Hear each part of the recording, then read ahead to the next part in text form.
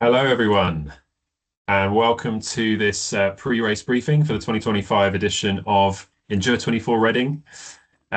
Just going to give everyone who's waiting in the lobby a couple of minutes just to sort of filter in. There are a lot of you signed up to this, which is great to see. I think we had 600 people sign up, which is about something like 1 in 6 of the participants this year. So it's great to see so many of you. As you're joining in, I will just introduce some of the people who are on screen, including myself. Hopefully you can all see the deck that I've got in front of me as well on the screen. So just by way of introduction, my name's Ed. I'm a member of the team here at Threshold. I look after all of our marketing, which means if you're in this call, then I've done my job because you already signed up, which is great. I'm also here to host the webinar as well. Joining me, though, I have some really special guests. So I've got Mr. Rich Parr. Rich, how are you doing? Evening, Ed. Very well, thank you. Good to have you. Rich is our race director at Endure24. You directed it a couple of times now, but you've looked after a lot of running events in your time, right? I was trying to figure out how many races do you think you've directed and looked after over the years? Oof, lots of small ones. So probably over 500 start and finish lines I've overseen, but very little more special than a 24-hour format, especially already. Yeah, exciting stuff. We also have Harry on the call. Harry Shersby Wignall. How are you doing, Harry? Hi everyone. Yeah, very good. Well, thank you. Harry is our participant manager, so he looks after your experience as a participant from the moment you sign up through to the race day itself and all of the post-event goodies that come your way. You'll see Harry probably at the event behind the reg desk, making sure that you've got all the materials you need, all the information is correct, and that everything is running smoothly for you as a participant. So he's someone to look out for on race day. And we also have very lucky to have Alex on the call. Alex is our partnerships director. How are you doing, Alex? Very well, thank you, Ed. Hello, everyone. Good, good. Alex is also taking part this year as a solo runner, right? Which, I mean, you're a very experienced ultra runner, Alex, but you're so good that I think even your 100 milers haven't taken you anywhere near 24 hours. So this will be the longest run you've ever done, certainly on time, right? Yeah, this is new territory for me. First 24-hour race and the first looped format race of any sort. Yeah, so looking forward to it. It's going to be good. We'll talk a bit to Alex's race because it's part of a wider challenge that we'll talk about in a moment as well. But Alex is also here just to advise you from a running perspective. Really, if you've got any questions around race management, how to look after yourself on the course, then Alex is here to help as well. Do let us know in the chat function where you're dialing in from and how you're taking part in Endure this year, whether you're a solo runner, whether you're part of a team. Let us know your team name as well. I've seen some really exciting and hilarious team names already signed up. So do post those in the chat function. There's also a Q&A function. So if you use the Q&A, we can see your questions as they come in. We'll try and address them as we go through, and any that we don't get to at the end, we will do a sort of open Q&A where we just whistle through all of those. Let me just then outline what we're going to be talking about today on the call. So we'll do a bit of a talk through of some new news. If you've run Endure24 before, then these will be new things for you in 2025 to look out for. We'll then talk about some of the key timings, and there'll be a slide with all of that on the screen. There'll be a bit of a site overview. If you've not come to Endure24 before, or even if you have, you might be surprised by just how big the site is, and it can be helpful ahead of time to know where you might be heading on the site, to know where the camping areas are, things like that. We'll also run through the event village, which is kind of the hub of the whole event for the 24 hours it takes place. Talk a bit about the food and drink that are on offer, some of the other on-site facilities that you can look forward to enjoying, making the most of your weekend. We will then finally talk about the route and the race, which of course is a big part of the weekend. And then we'll point you in the direction of some participant resources. And there will also be a Q&A at the end. Worth mentioning that all of the information that we'll be talking through today is available in the participant guide and on the participant hub. There'll be a link to that at the end of the webinar as well. But if you do feel like you want to revisit anything, it's all there. Harry and the ops team have done an amazing job of just collating all that information. Before we go any further, I'm just going to check we are recording. Yes, we are. Good. So someone did ask if this is being recorded, and I can confirm it is, and we will send this out to everyone afterwards. So let's crack on. First thing I want to get out there, I wouldn't be doing my job as a member of the marketing team if I didn't mention that the 2026 Endure24 pre-release will go on sale next Tuesday. So if you're feeling inspired or ready to take this on again next year, you can register now for priority access. Chances are if you're taking part this year, you're already registered. But if you're not, then just scan that QR code there and you will get access to the 48-hour pre-release, which will drop next Tuesday. That will give you early access to the cheapest possible tickets. And we do see, particularly with those solo places, they do tend to sell out quite fast. So if you register for the priority access, you can give yourself the best chance of getting a spot next year. That's my plug done. That's my sales plug done. So let's talk a bit about what's new. There's a couple of things on this slide to talk through, starting with solo and pairs camping. Rich, there'll be a map on screen in a couple of slides' time that will hopefully bring some context to this. But I wondered if you could just talk us through the broad brushstrokes of how the solo and pairs camping area works, what's new for 2025, what we're trying to do differently. Sure. So I think everybody can agree that our solos and pairs are sort of our rock stars of Endure24. They're the people who we expect to be working the hardest and going the furthest. And as a result, we've always had priority camping areas for solos and pairs. We call them priority because they're closest to the course. We're just trying to minimize that walking distance when runners need to just take some time out to refuel or change socks or whatever it might be, so that they're not having to walk any further than they need to when they're already taking on the biggest possible challenge. So as that challenge as a solo or being in a pair has gotten more popular over the years at Endure, we've tried our best to find ways to squeeze more of you in without compromising on the experience for everyone. And we've had a bit of success this year working with Wasing Park and managed to get a hold of some additional land that we don't normally use, but it is course adjacent, which is exactly what we want for solos and pairs. So plenty of extra space that we've never used before that we'll show you in a moment for solos and pairs. And in the existing solos and pairs areas that we're reusing from previous years, we have restructured the shape of some of those just to try and prevent some of the overcrowding and the kind of mildly sort of unsafe positioning that we can get sometimes when people get a little bit desperate if they're arriving late and just trying to find optimum space. So you'll find when you arrive at the event this year as a solo or pair, number one, there'll be more space. And number two, we'll be helping you find your spots and advising you where to go, and critically letting you know if there's a spot you can't go into, even if you're really keen on it. There might be a reason for safety that we want to make sure everyone has a good experience, and we might ask you to move around somewhere else. But there'll be plenty of help as you arrive to make sure you get the right spot. So Rich, yeah, a good point to iterate that there are a lot of you this year. It's fantastic to see how many people want to take on that solo and pairs challenge, but it does mean that we want to use that space as efficiently as possible. So please do try and be respectful. Try and leave some room for your fellow runners. Another point of new news, Rich, Flag Avenue. I'm personally very excited to see this.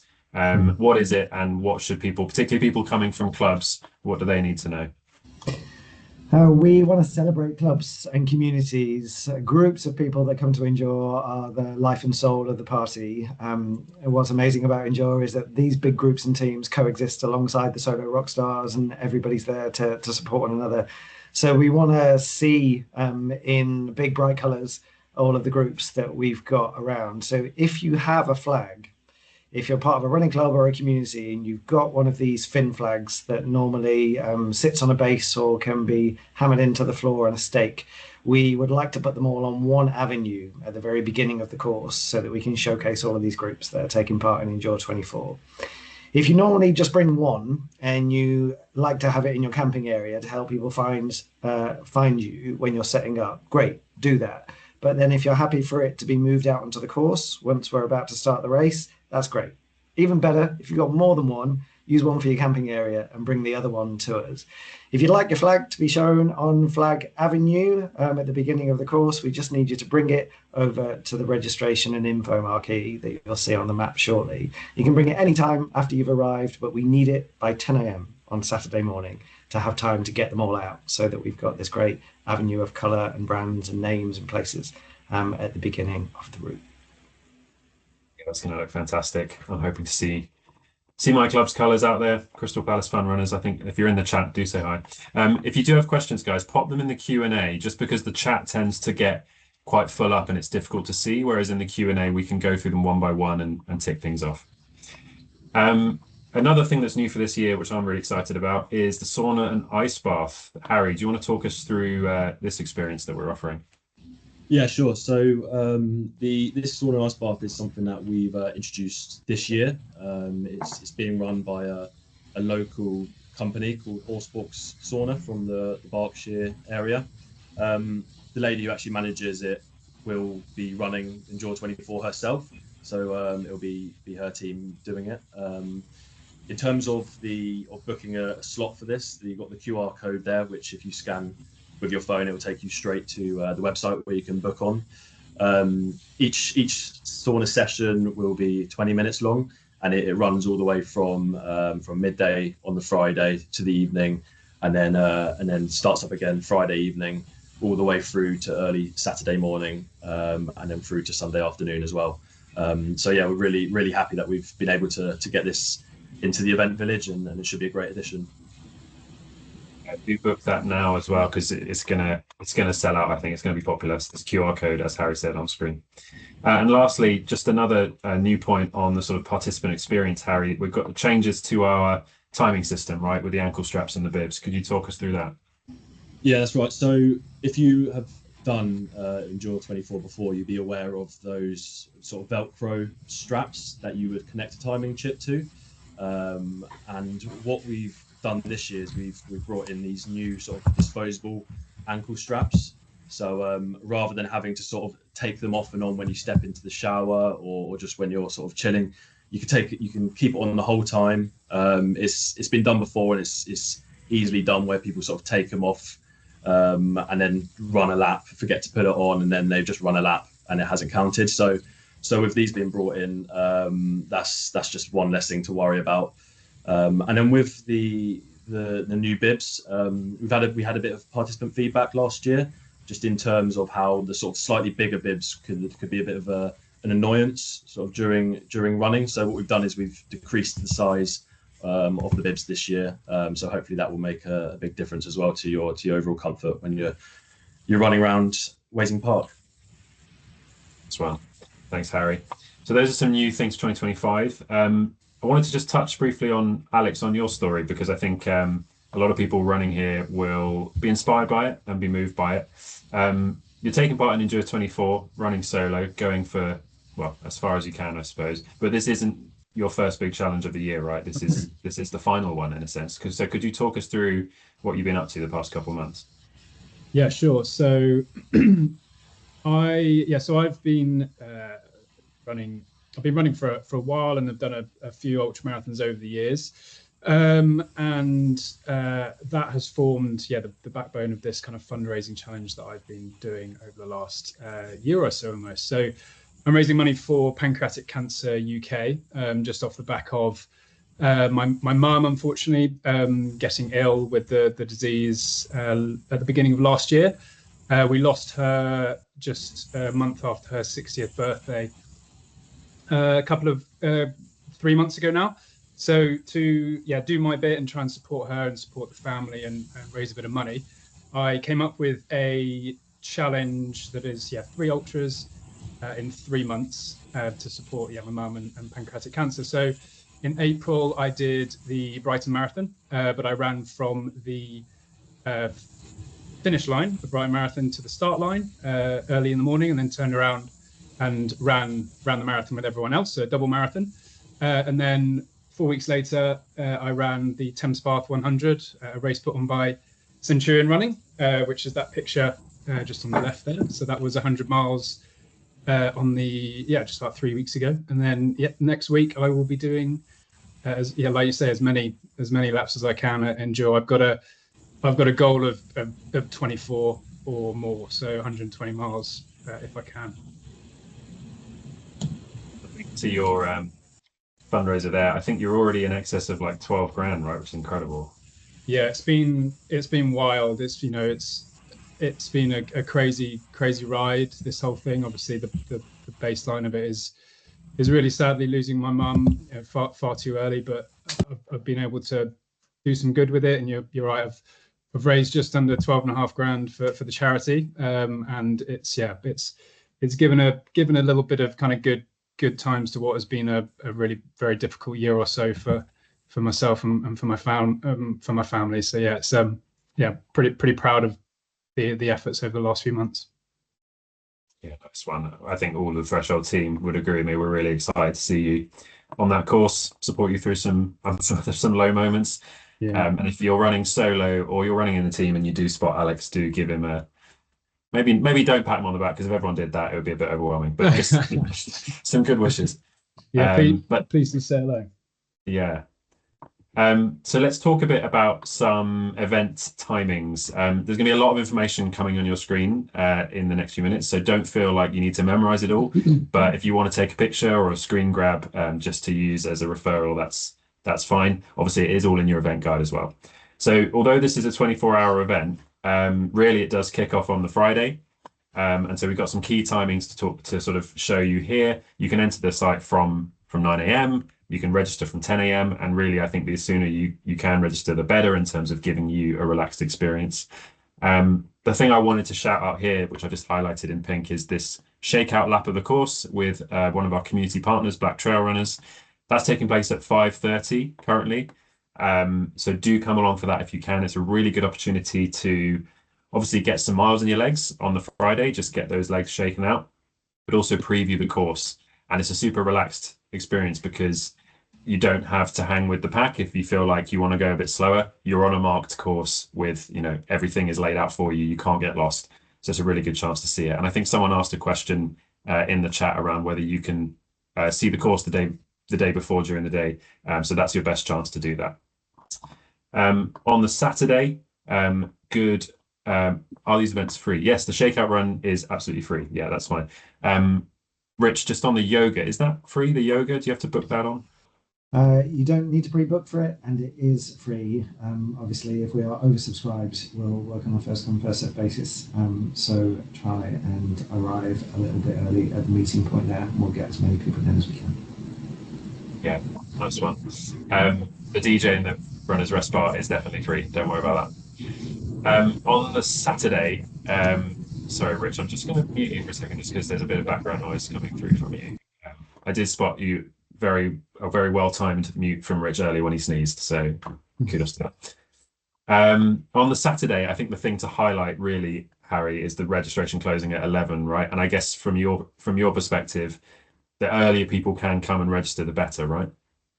Yeah, 100%. The reason why we sort of stop it at 11 is because we send off all the sort of the changes and any new people coming off to our results supplier. So we need to make sure sort of all the teams are finalized within that hour. So when midday comes, you can start safely with all the sort of relevant details logged. And then so opens at 8 a.m. 7 a.m. on the 8 a.m. on the Saturday, and then through to 11 a.m. So yeah, the earlier the better. Avoid the queues and get ready to race. So the sooner you can do that, definitely the better. And also note that 10 a.m. flag drop off if you do want your club flag in the avenue of flags. Someone asked about torches. Does it have to be a head torch? No, it can be a chest or a handheld torch. It just has to be a light source that is good enough to keep you safe. And they're mandatory on course from 8 p.m. The sun goes down closer to 9, but obviously people starting laps at 8 p.m. they may be out there by the time it gets dark.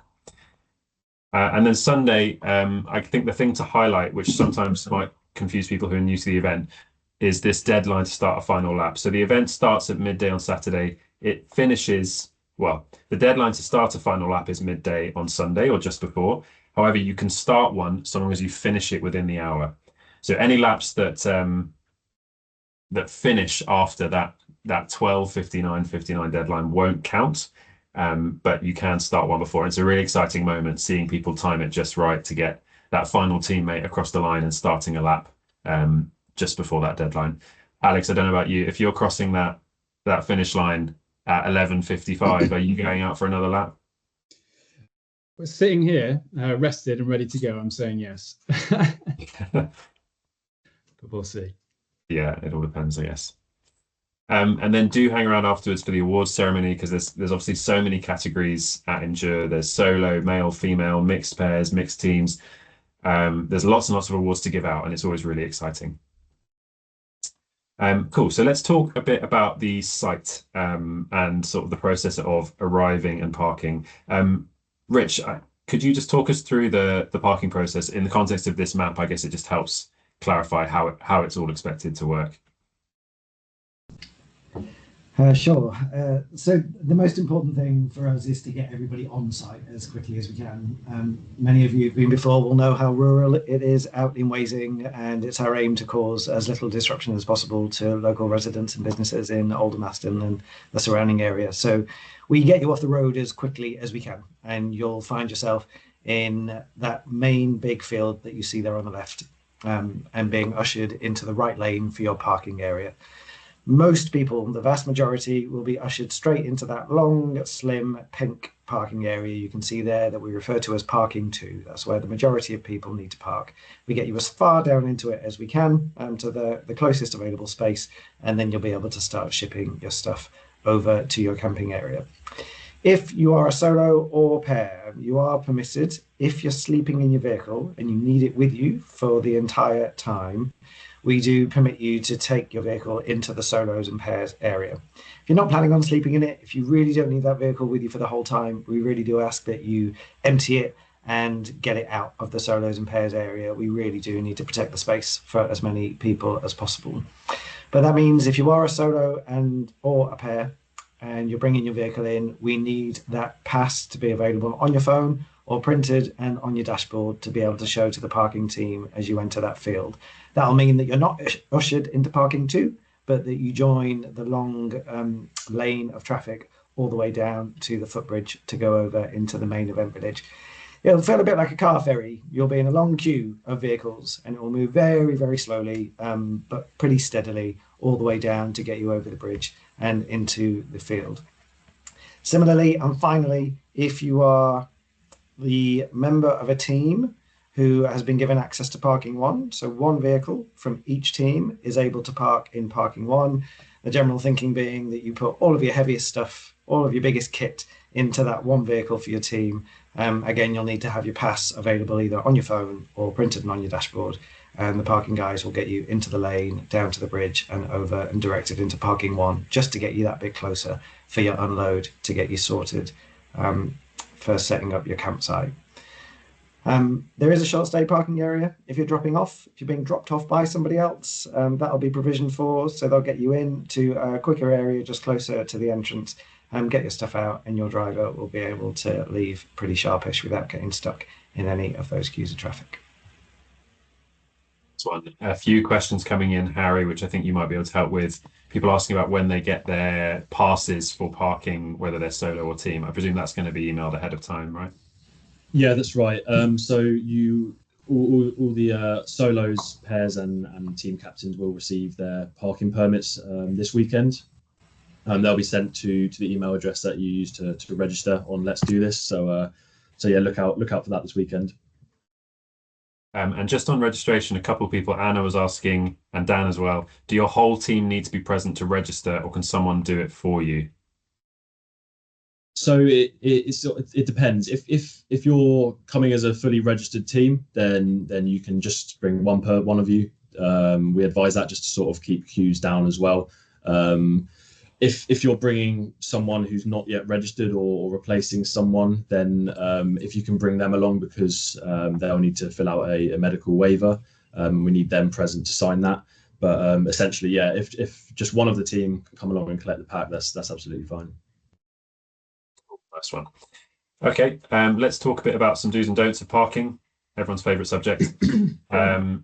So on the solos and pairs area, there's limitations, right, Rich, on how many cars we're allowing people in. As you said, just one per solo / one per pair. On the teams front, you've got a similar rule: one car per team in parking area 1, and everyone else over in parking area 2, right? Anything else that people need to know about parking? Only that people can easily feel concerned about the distances. And I think we've had a question about the scale of the map. And you can sort of see that that map is overlaid on a Google satellite image. So scale is difficult to give you numbers, but what we can tell you is from the gate, from that entrance gate on the very top left corner, all the way down to the runner's rest, the pub at the bottom of the event village, is 1 kilometre. So anything less than that, if you're parked anywhere else, we're talking a really manageable distance. If you do park in parking two and you've got some really heavy stuff to move, if you've been lumbered with it from your team, or if planning hasn't been what it should be and you've ended up with something super heavy, we can give you a hand. Our crew do move about with buggies and will happily move anything over that's heavy and difficult for you to carry. It's not a service we can offer to everyone comprehensively. So try to plan to get your stuff into the car that's going into parking one. But if you need a hand, you can grab anyone who is crew and we'll try and get some help over to you. But otherwise, from parking two, you're talking about a 5 to 15-minute walk, depending on how far up that parking block you are. So I'm just going to whistle through to the next subject. There are some questions that we'll get to at the end, but I'm conscious that people may have budgeted an hour for this, so we'll get through the bulk of the webinar, and if there's other questions, we'll address them as we go. Let's talk a bit about camping then. I think there's a couple of points that we want to get across here, right, Harry, in terms of how people should manage their camping site, right? I mean, the first thing I guess to point out is that depending on where you are on the site, there's going to be different levels of noise and different levels of volume, right? Yeah, absolutely. So if you choose to sort of park near the event village, then you should expect to sort of hear noise from the PA system, from the runner's rest bar. If you sort of prefer to avoid this noise, then we recommend that you look to go to areas sort of further away from the event village, to avoid the loud music and noise of other participants. Yeah, exactly. I think the other thing to mention is that with the teams camping, well, we've got a slide on this actually, so let me just skip ahead to it. There's a few do's and don'ts that we'd really like to encourage people to just to take on board. Obviously, do have fun, enjoy it. It's not just camping in a random field. It has a full-on festival vibe. It's a super social event. Do bring your dog. A few questions, people asking around dogs. Welcome. Yes, absolutely. Just please keep them on the leader all the time. And you are more than welcome to light a barbecue so long it is off ground. The weather has been extremely dry the last few months, so please don't be lighting barbecues on the dry grass. On the don'ts, I mean, obviously, don't leave any litter. We want to leave the site as we found it. Please don't reserve spaces for other teams. Rich, do you want to talk through this point? Because it might sound a bit confusing, but it's something we encounter every year and it does cause problems, right? 100%. The simple rule is if it wouldn't work at Glastonbury, it shouldn't work at Endure24. You know that if you reserve an area and you go to sleep or you turn your back, someone else has the right to camp in it and to set up in it. We really are trying to stop short of implementing a strict fair use policy because we don't want to be those people. But ultimately, we need people to be respectful of one another. So we appreciate that people want to camp close to friends and in their groups and sometimes have small communal areas in between their sleeping tents. And there is space for that. But we just need to ask you to not take up any more than you need and to not protect or tape off areas that you don't have people to fill. We will ask you to take it down and we will put people in those places if your people aren't there to fill it. So just try and organize your team and just be as respectful as you can. Absolutely. And then the last point, it sounds obvious, but if you're a team, please don't camp in the solos and pairs camping area. You're taking an opportunity away from someone who is potentially running a very, very long way. So I saw a question about where is the start. So if I just share the map we just looked at, you can see the yellow area there, the event village. That is obviously where everything takes place in terms of the hub of the event. And then I'm skipped now to this map, which is a map of that village. So hopefully you can see the start finish there down the bottom of the map and the course moving through it. Harry, do you want to talk us through this map? I guess the main point to really focus on for people is that info tent right in the top left. Yeah, definitely. So yeah, if we start in the left-hand corner there with the info tent, this is where you will come to register. So just on that, the left side of the info tent there, there'll be a team of us welcoming you on site. We'll be handing out packs, which includes your bib and your timing chips and wristbands and supporter passes. So yeah, that's open from Friday morning through to Friday evening, and then Saturday morning as well. Um, you probably would have all seen the emails go out about the deadline that was Sunday the 25th of May, just gone. So I am that annoying person that has been flooding your inboxes with those emails. The purpose of this, as communicated in those, was essentially off the back of a lot of participant feedback last year, just in regard to sort of the lengthy registration queues, and also there was a few sort of timing errors and results errors, and this is mainly due to sort of lots of people making all these sort of team changes on the day and turning up. So we're hoping by sort of implementing this deadline and being able to get everyone organised and their teams finalised by this date, we should have a sort of a really smooth registration process, get you all in and ready to enjoy the weekend. That being said, we will still have the sort of team changes section open, but we really only will allow this for sort of extenuating circumstances. So, for example, if someone picks up an injury between now and the event, then we will allow replacements. And if you've not completed your team yet, but have sort of paid for those places, then again, come with them, sign them up, and we'll get them registered. But in terms of sort of like splitting teams and changing team names, we aren't able to do that from now. That info tent will also remain open throughout the majority of the festival. So if you've got any questions, any queries, anything, then come straight over and ask us, and one of the team will be happy to help. If we move over to the right hand side then and go across, this is where, so you've got the merchandise stand there where we'll be selling official Endure24 merchandise, which is made by Pressio, our official merchandise partner. And then you've got the Horsebox sauna and ice bath, which we spoke about earlier, and also you've got TrailMed there, who will be on hand for any sort of niggles or injuries. They'll be there open 24 hours for all sort of medical care. And then we've got all of the food vans and the food trucks. We'll go into which food trucks are there a bit later, more in detail, but you've got a variety of different options, and then the 24-hour catering tent as well. And then just make our way round to the right hand side, my favorite part of the event village, the bar, the Runners Rest bar.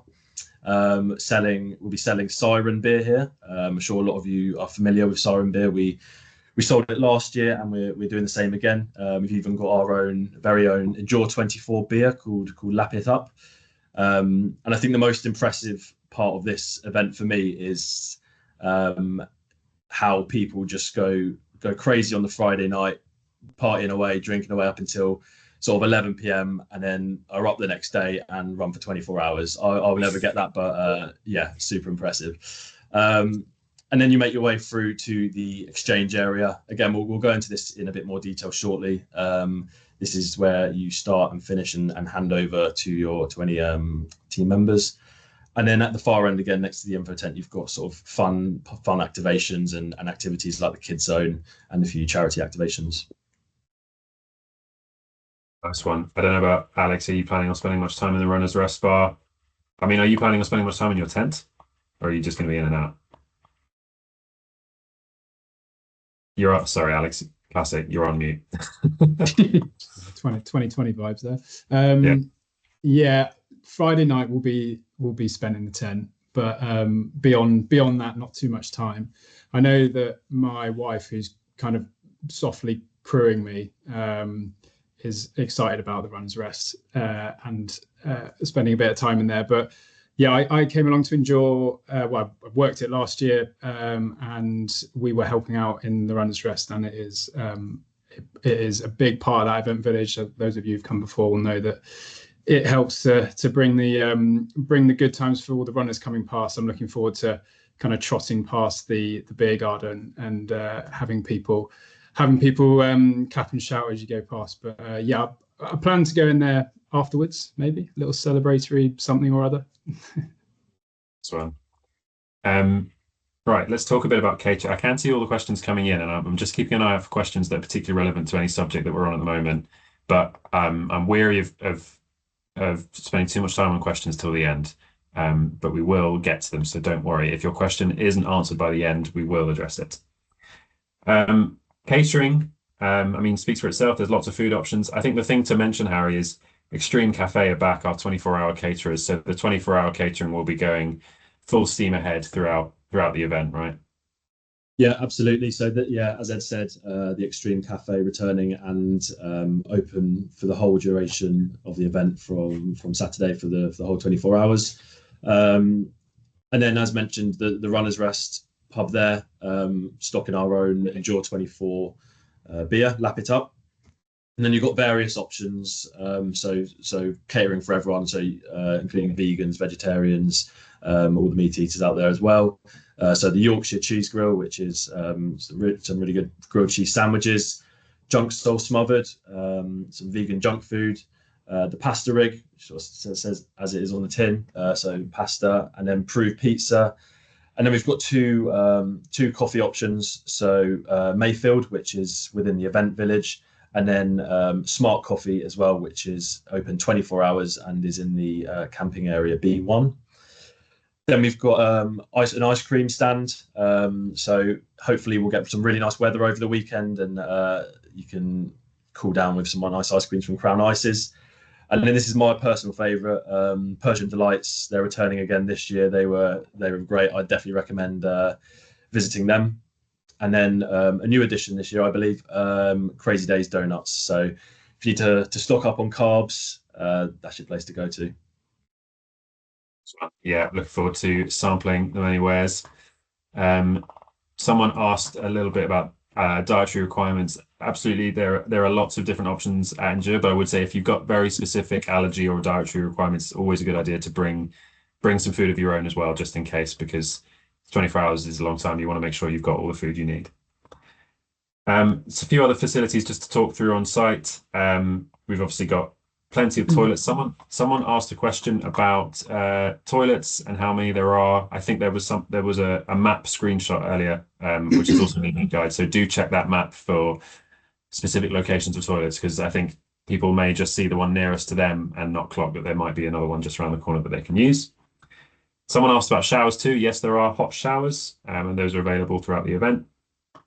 Harry mentioned Prestio, our Endure24 merchandise partner. The merchandise for 2025 actually launched today. So if you go to endure24.co.uk, you can see at the top of the website a link to that, and you can buy your merch now and show it off. We've also introduced this year some cotton t-shirts. So these are non-running t-shirts that you can just wear out and about or around the house, and they're really, really nice.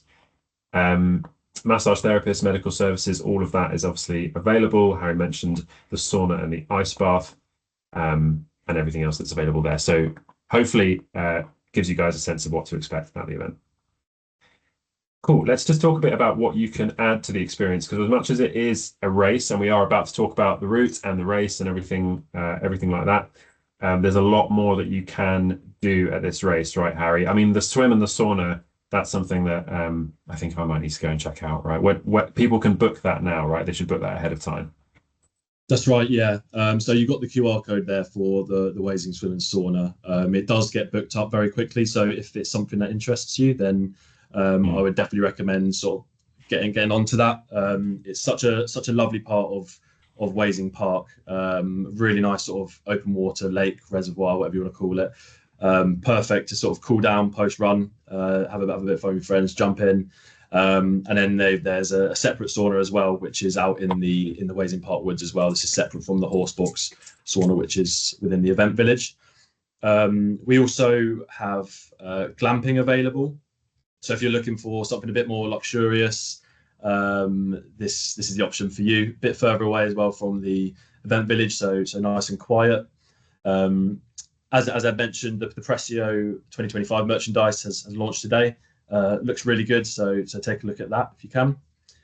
And then a few others as well. So we work with ITAB, who I'm sure a lot of you are aware of. They work on a lot of races. Essentially, it's the photo on your right there, so you can have a little tag attached to the ribbon medal, which you can personalize with your name, the number of laps you've done, the amount of miles, your team name if you're running in the team, and total team laps. So a cool little addition there. And then the race photos, they will be available post event. Sportograph will be on site throughout on the event village throughout the course, snapping all those great moments of you. And then supporter passes as well. So these are available if you want to bring family, friends, whoever. You have the option of adult, family, or child passes, and this can include camping or without camping. So that is all available on the participant hub. Most of it you'll need to sign in to your Let's Do This account to buy. But with the glamping and the swim and sauna and the Presso, we'll link to that to their shops.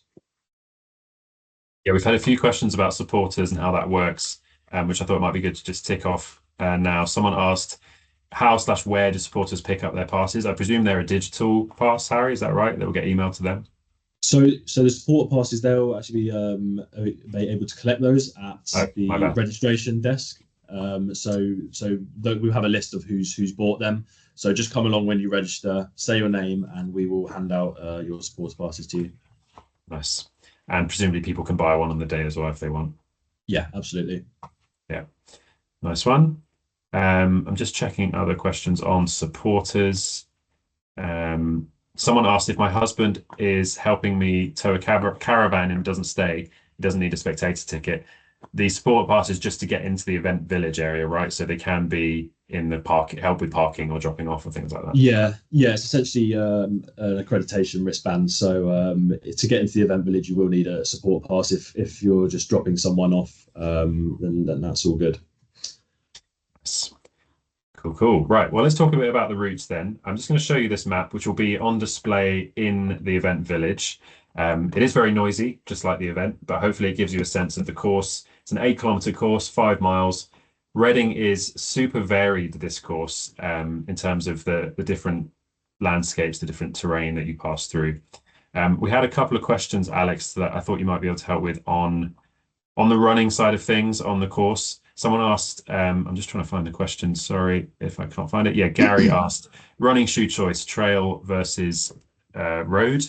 And then also on course etiquette, as a slower runner, he's worried about getting in the way of faster runners. What would be your advice for him? Shoes is a difficult one because it's been so dry. I think you will be okay in road shoes. I think what is something to bear in mind is just how stable those shoes are. So it is a trail route, so it will be uneven. There will be ruts, there will be roots, there will be ways in which you could fall over that you might not need to think about on the road, and that's where trail shoes are usually a little bit better suited. So you could get away with either. Me personally, I'm going to be taking a few pairs of shoes just to cover anything that might come up. I'll be starting in a pair of trail shoes. So I have a pair of Adidas Terex shoes that are nice and cushioned. And unless I need to, I'll be staying in those. But I think to answer it in a short way, you could probably get away with both, considering how dry it's been. And I think the weather looks okay for the weekend. So on that. And then in terms of course etiquette, as with most things where there is traffic, it is the responsibility of the people approaching from behind to make sure that you are either making yourself known in a non-aggressive manner or just navigating the traffic from kind of behind. So if you're a slower runner, do not worry.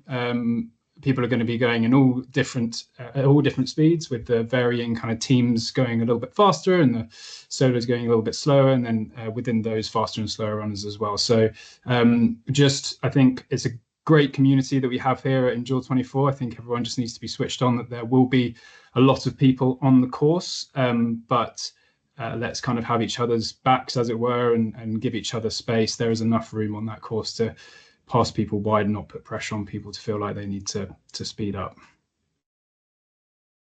Just on that, Phil has asked, flat or undulating? How would you Undul- describe? undulating, I would say.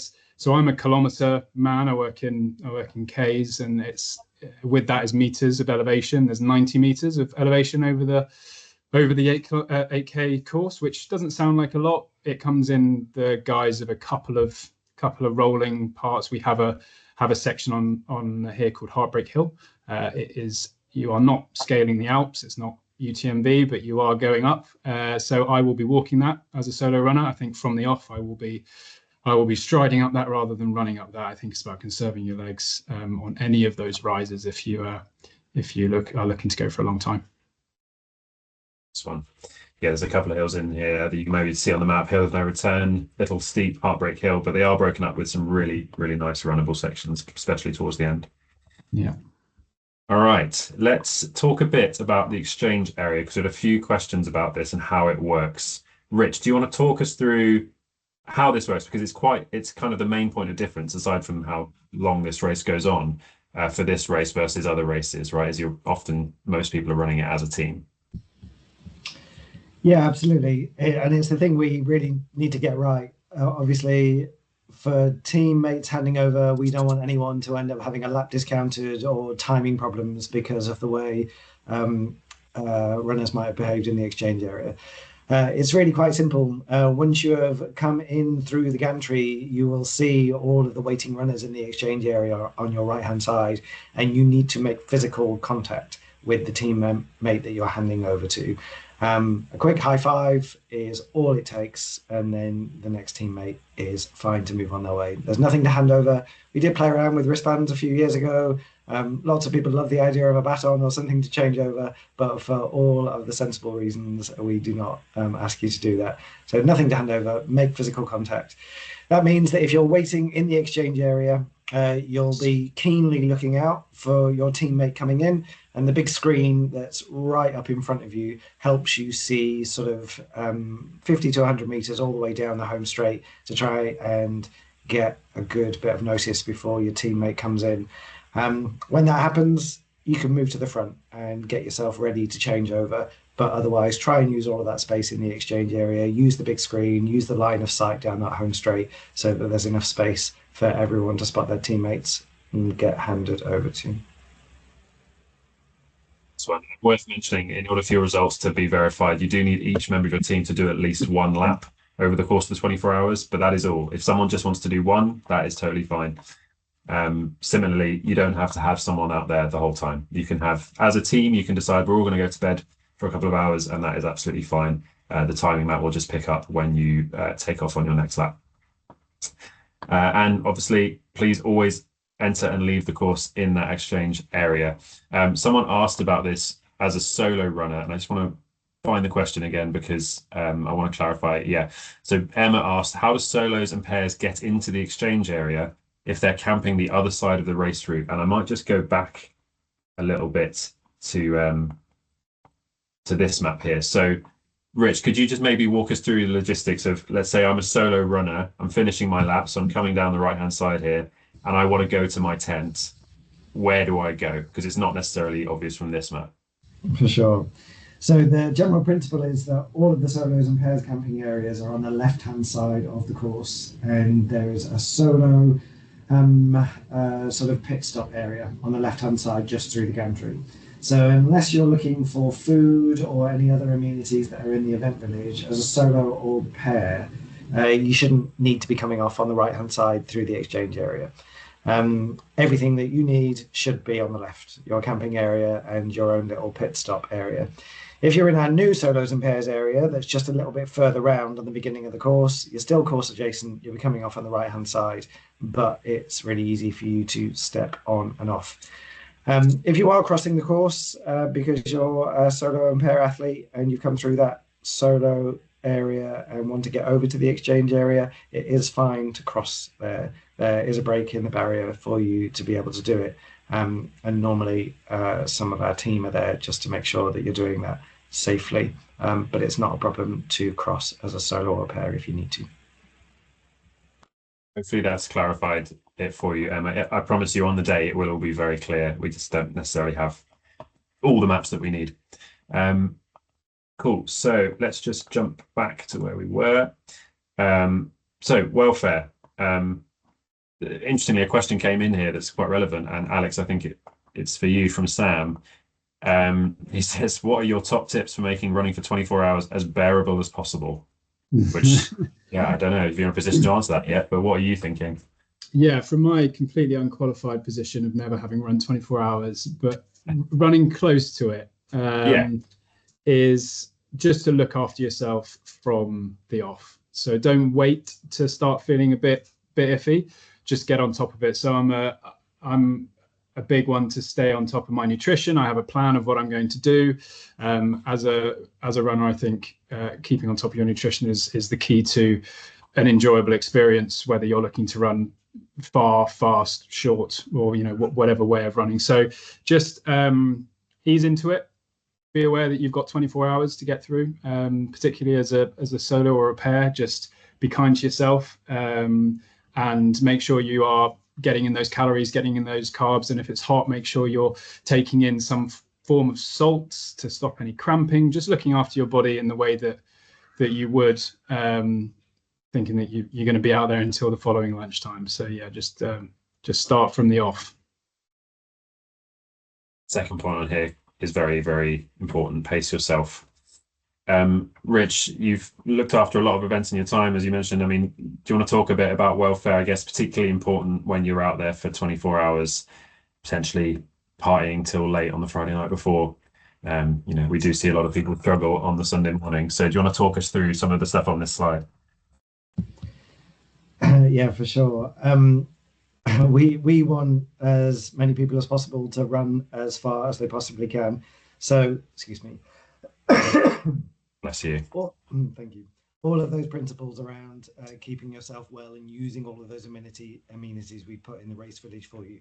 You should be able to stay well hydrated. Use the high five products. Keep your own water supplies topped up in your camping areas. Use our medics. They are there. They are free. Use the sports therapy guys. That is a charge for service, but you can access that. Use the horsebox sauna and the ice bath there if that's the kind of thing that can aid your recovery. All of those things are there to sort of get you through, depending on what you need at different points. And all of those services are 24 hours. So even if you don't have a plan, or things don't go to plan, you should be able to get the help that you need. I'm going to stop there because I need to cough again. I'll let you pick it up, Ed. Sorry. Yeah, absolutely. Just to emphasize Rich's point, this is a 24-hour race. We see it every year. People go off like the clappers lap one, and by Sunday morning they're regretting their actions. So do just take it easy, and you can make up a lot of distance and a lot of time late in the race. Just lastly, just pointing in the direction of some useful resources. Harry, do you want to talk us through this slide, because a lot of this stuff you have worked tirelessly to bring to our participants? Yeah, so let's start with the participant hub. This is basically your go-to for everything you need to know about the event. On there includes things such as kit lists, sort of 5 things you need to know about running in a team or running as a solo. All the useful links to sort of our add-ons and bookings like the saunas. And it also contains other really useful information sources like the event guide, which you've seen we've released recently. Basically the Bible of Endure24. The FAQs as well is a really, really useful tool to use. It's got a search bar as well on there, so if you're not sure of anything, give it a little search in there, and you should find the answer. And we've also got a call booking system. So if you're still not really sure on an area of the event, you can find this in the participant hub. Just book in a call. It's open Monday to Thursday, and one of the team will call you when on your time slot and be able to answer any questions that you have. This QR code here as well, if you scan that, it will take you to the participant hub. So yeah, definitely recommend that you give all of those a good read through before you come next weekend. It's fun. I was just thinking if the participant hub is the Bible of Endure24, as the man who wrote it, I don't know what that makes you. You know the answer to that. Yeah. All right. Well, that's the bulk of the webinar. We've got 5 minutes for questions, and if you guys need to go, that's fine. But we can work through as many as we can. So I'm just going to sort of work my way through them from the bottom, any we haven't addressed yet, and we will hopefully resolve as many as we can. I can see there's a few repeat questions. So Chris J asks, how do we access live results during the race? That will be clearly displayed on the homepage of the website. Don't worry, we'll make sure that you can see them. Someone asked around camper vans and whether they need to be in the camper van area if they're bringing a camper van as a solo runner. Rich, what would be your thoughts on that? No, we permit camper vans in the solos and pairs area. If you're a solo runner or a pair and a camper van is what you're sleeping in, it can come in the solos and pairs area. If you're in a team and one of your teammates is in a camper van, your choices are you all camp with them in the dedicated camper vans area, or you need to split. We're not able to have any vehicles in the team's camping areas. That's why we have the camper van areas specifically in the big field. This one. Let me just work through these. Is there electric hookup for camper vans? Another one for you, I think, Rich. There is not, I'm afraid, not something we're able to provide at this scale. Okay. Okay, let's just work through some of these. Oh, nutrition and food. We didn't really touch on it. So there is a pit stop at roughly halfway around on the course where there will be water and nutrition. I believe we're going to be cycling through lots of different fruit throughout the course of the event. There will always be food there. I guess our main advice would be don't rely upon that pit stop as your sole source of nutrition, particularly as a solo runner. It's not designed to be that. It's designed to give you access to water and a bit of a top up. But if you're a solo runner or any runner really, we would encourage you to bring the nutrition that you think you will need. It's not going to be a huge buffet, but hopefully there'll be enough there to keep you going when it gets tough. Showers, yes, we've already addressed that there are showers. Is it possible, I think there's a few questions like this, is it possible to set my tent up on Friday, leave the site and come back on Saturday morning? And another person asked, I guess in a similar vein, very ambitiously, I think Michelle wants to go and do parkrun on Saturday morning. So just on leaving the site, Rich, and getting back in, how does that work? It's no problem. The site is designed so that you can come and set up. You can leave for anything, pop out to the supermarket if you need to. You'll be sent out of the exit and you'll come back in through the same entrance system. And if you're trying to access parking on or solos and pairs, you'll need to show your pass again. The one exception to this is that if you're in the solos and pairs areas, after the race has started, you will not be able to move a vehicle that is in the solos and pairs area. It's another reason that we say please only take it into solos and pairs if you're sleeping in it and need it for the entire time.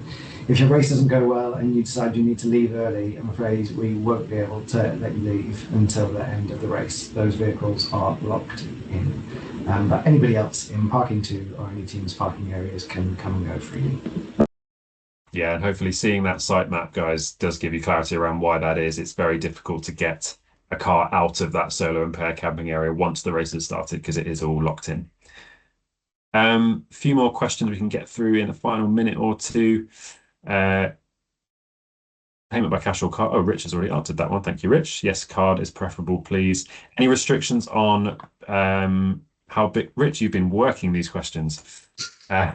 Solos and pairs, bag drop. Yeah, as Rich has said in the answer to that, please limit your size to 1 small bag. But there's no hard restriction on that. Someone asked about water on site. Yeah, there's taps all around the site with water on them, so don't worry about that. Is there anywhere to charge electronics? Do we have charging for electronics, Rich? Sadly not. Not at Endure24. We encourage you to get really organised with your power banks and know what you're going to need to get through the whole event. Good. Okay, I feel like we addressed most of it. Oh, yeah, I did see this come up a few times. So just lastly, can you wear headphones on the course? What is our answer to that? We'd ask for bone conductors only, please, particularly because although it is traffic free and it is on a private estate, to be able to service the event and keep everybody safe, we move event buggies around. They are noisy and you'll hear them coming, but not if you're having a great time to Metallica with your in-ears, and they may be responding to any sort of emergency. So we'd ask you to be as you would if you were running out on the road and ensure that you can hear what's going on around you. Same applies for people overtaking or somebody trying to get your attention because they might need your help. We just need to ask you to still be alert to your surroundings. That's one. I hear there may be some music on the course as well this year, so keep your eye out for the King of Rock and Roll, who may be making an appearance. All right, I think that's all we've got time for, guys. So thank you so much. If you do have more questions, just drop us an email, info@endure24.co.uk, and Harry and his team will be sure to get back to you before the event. Other than that, thank you so much to Rich, to Harry, to Alex, to everyone who dialed in, and really looking forward to seeing you all next week at Endure24 Reading. Thanks, Alrighty, everyone. thanks everyone. See you on the course. See ya.